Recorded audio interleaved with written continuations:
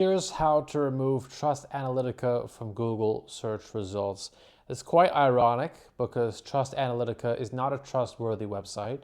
They do not have the same practices as Better Business Bureau, for example. They are completely for profit and they're not really a review website primarily. What they've done is they've created this review site mechanism so that people can go and leave reviews, or who knows if the reviews are botted.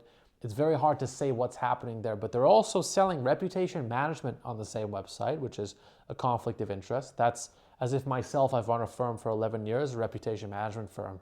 Imagine I were to post negative reviews about you and then ask you to pay me. It's completely inappropriate. And this is what they're doing at TrustAnalytica. But what I can tell you is this is not a legitimate website.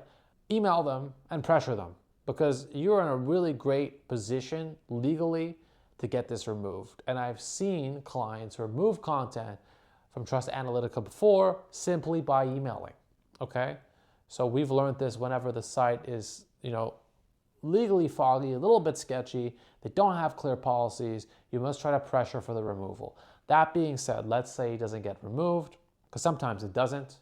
If they feel that you're not going to compel them with a court order, they're not going to get in trouble, then you move on to the next step, and that's suppression.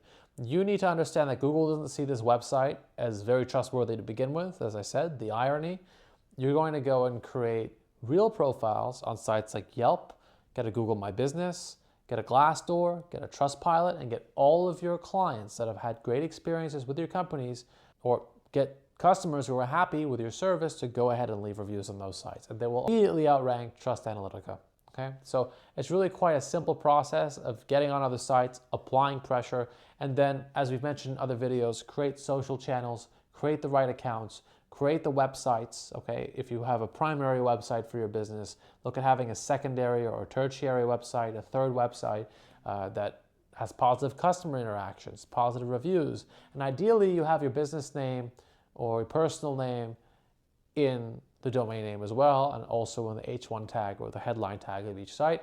This is also going to suppress it. It's really easy suppression work, but if you are seeing it pop up, usually clients see it on page 2, sometimes on page 1. If it's on page 1, you don't have a lot of content, just create more of it and you will be okay. Don't worry too much about this one. This one is a real scam. So if you need help or you would like me to take a look at it personally, you can click on the description down below. There's a Calendly link. Choose a time on that calendar. I'll meet with you face to face. I'll be happy to help you out. It's no obligation chat. And if we do work together, we'll outline what that looks like in the call. And you're not meant to pay anything in the call. You just meet with me and I'll help you out. So my name is Nader. Thank you for watching and we'll see you next video.